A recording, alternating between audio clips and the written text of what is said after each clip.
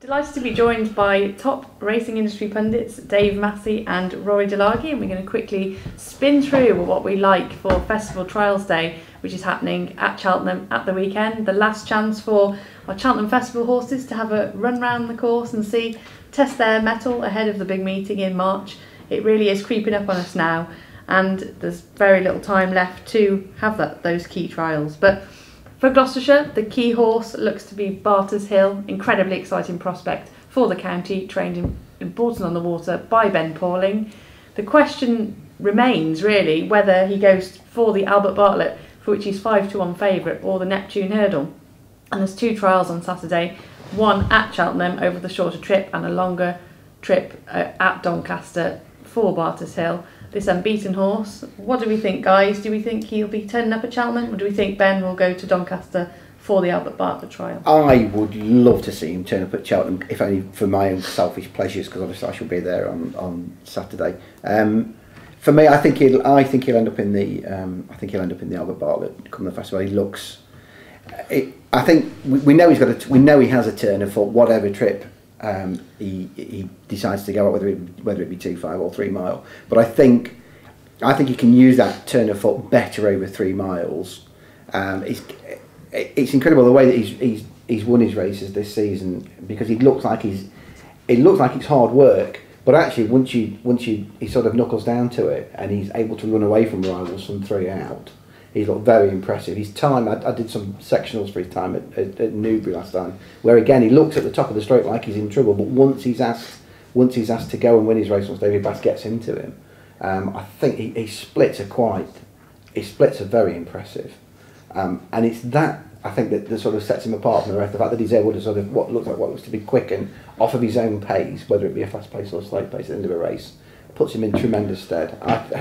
He's a joy to watch in so many respects. I saw him at Huntingdon as well, where he looked like he desperately needed the run, and that form's been upheld since the second of Dan Skelton's. Bolton up at Cheltenham, hasn't he? North Hill Henry, North Hill Harvey. Yeah. That's the one, North Hill Harvey. I mean that's hacked up since and made the form look really good. And he was cruising all over him at the top. Every run, they just can't get to the bottom of him. No, he's a tremendous prospect. Yes, every time if you see him once, you think, well, he's had to work hard to do that. Maybe it's not that good. And we saw all through last season in bumpers that again, the more he's asked, the more he gives, and he gets them queuing up behind him, apparently going better, but he keeps pulling out more. I'd have him in the Neptune, personally. Would you? Yeah, and I'd rather see him here this weekend than at Doncaster, because if you want to find out whether he's the horse for the Neptune, you've got to put him in a race at that trip and see if he can deal with it. Last year we had Value at Risk beaten in this race, who was strongly fancied, who then went Neptune and for me didn't stay, ironically. I think he probably will stay, but the key is just whether he's able to get a lead, and it's working out what natural speed he has, because he can look slow, but then again he was winning top class bumpers over 2 miles last year, so looking slow, and it's clearly just deceptive. He's got a long stride, yes. And he doesn't do anything flashily, so I think he'd have no real issue lying up in a Neptune. This race does look quite, Yanworth is in there, Shanty Village is in there. If they both turn up, and Barter's Hill turns up, Champers are nice in there as well. Yeah, so there's some good horses that potentially could take each other on. It could be an early pre-festival treat. It could be the very best of the British Challenge for either the Neptune or the Albert Bartlett lining up here. So a race to look forward to. I mean, looking at it, I suggest that perhaps Ben will go to Donny, see how he takes the 3 miles, perhaps. But I agree with you. I'd love to see him at Cheltenham, just to. See how he runs around there. Interesting, Charlie Longson puts Ballydyne in there. He's a horse that really caught the eye for me first time up and then hacked up at Stratford time after. They clearly think a lot of him. He's a horse that's on my radar for better things, certainly, and it's interesting that they think he's capable of holding his own in Grade 2 company. The feature race on Festival Trials Day is of course the Bet Bright Trial Chase, and that will be a trial for the Gold Cup, and we've got Jackadam in there, who is a very prohibitive price at this stage, 2 to 5. Yeah. I mean, it sort of doesn't exactly scream any kind of value at all. But again, it's the Mullins bandwagon. It keeps on rolling. Well, I'll tell you what I'm going to do here. I'm going to defer to Mr. Delargy here. Okay. Because he is you're basically the chairman of the O'Fearns Boys fan club, aren't you? Yeah, he's a horse I've been keen on since his young days, and the bottom line is there's definitely a bet in this race, and it's a Whelan's Boy each way. Not that I'm against Jackadam, who's Gold Cup favourite and rightly so, ran a massive race in the contest last year, but he's 2 to 5, and that means you're getting a decent market and 3 places at this stage. And Whelan's Boy has been deliberately kept aside for this. He was enormously impressive at Newbury despite not being fit, where he tied through the race looking the best horse, tired between the last 2, and you thought, oh, he might just get caught here by Sausalito Boy, but you wouldn't mind that. You'd still think it was a good run, Sausalito Sunrise rather. And he's cleared right away again after the last, clearly having blown up. He could have run the Welsh National, and I think Rebecca Curtis was keen not to be drawn towards that, because initially she said it came too quickly, and then the race was put back by 10 days, or a fortnight, and she still took him out at the 5-day stage to keep him aside for this, because she's going to get the ground. He needs soft or heavy ground. She ran him first time back at Ascot and he didn't go a yard. He was pulled up very quickly, but showed how good he was last time. The RSA that he won was knocked at the time because people couldn't have Whelan's Boy as a top class horse. So they basically said, well, that must have been a rubbish race for him to win, and the form has worked out tremendously well since then. Mini Clouds was in the race. He was brought down. Don Cossack was a faller, but Smile Place was second. He's franked the form in no uncertain terms since. A load of those in the race have shown themselves to be top class chasers since that. And he proved that he's at least as good as ever at Newbury, in my opinion. It's an absolutely massive chance there. The Gold Cup's a big ask for him because he probably won't get his ground, but he will at the weekend. And he's a maximum each way bet. He's had enough time to get over that Newbury race. He has, hasn't he? And I think that's a key thing, that he does need a bit of time, I think, between his races. And as we know, these horses aren't machines, and Jackadam only needs to throw in maybe one error. He could come down 2 to 5, very short. Well, yeah, I mean, he has proven claims against these, but it's very of course. short. I mean, look, if Jackadam puts in his A game, then he wins, doesn't he? He should be streets ahead of these really on the book. But I mean, this will probably cut up. We've got 11 entries, and chances are only a few rock up. I think. Well, Smad Place looks a likely runner. He's dropped up. Smad Place is a likely runner. The old mainstay of the Gold Cup. Will be there. That ship is sealed, I'm afraid, but it's great to see him. Be there. Interesting Wakanda for Steve Smith though, at the bottom.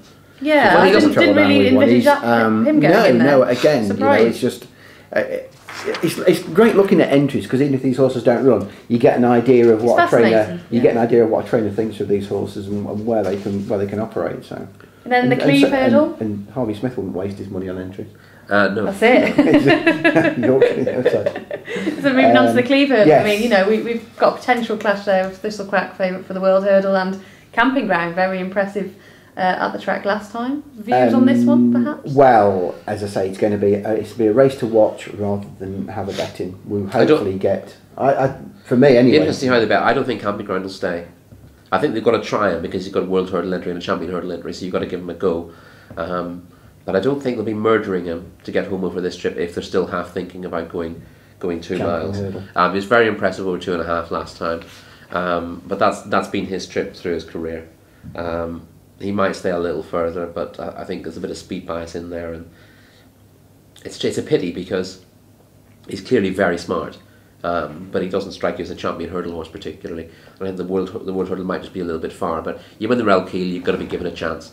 But given that he has potential stamina limitations, I think it looks set up for Thistlecrack, who will. It does, which is ironic given that you can see him going off prohibitively short. I think we've only got 9 entries at this stage. I think when we're having a look at them, we're probably only going to get. We might only get 4 or 5 actually turning up. Yeah. So it's going to go off prohibitively short. It's rather strange that Paul Nicholls got so many prospective runners in the World Hurdle and none in this. It is. I mean, it does look like it might throw up a couple of small fields, and in these specific races, not massive punting opportunities, but apart from O'Fearns Boy, which you've outlined, but some short prices. But interesting to see them ahead of the festival. It's thrown out a share of winners in terms of Cheltenham meetings that throw out winners at the festival, while the open meeting is the one with the kudos, the best meeting outside of the festival. It doesn't throw up festival winners, whereas this meeting does.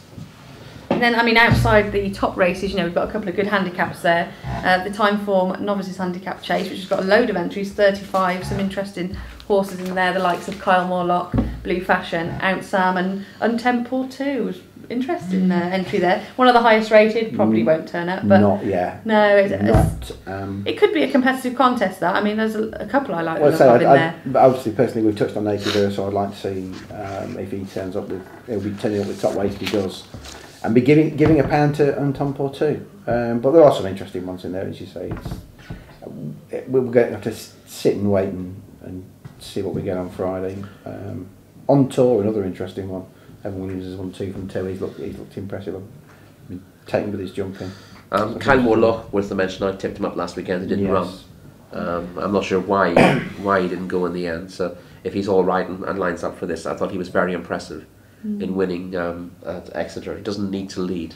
And the Kerry Lee stable, she's got a couple of entries here, and Top Gamble's another one potentially from her stable that could contest the freebets.com trophy handicap chase, grade 3 over 2 miles and 4 furlongs, and this again looks like it could be a competitive sort of Paddy Power Gold Cup style style of race. There's a couple in there. I personally like the claims of Champagne West.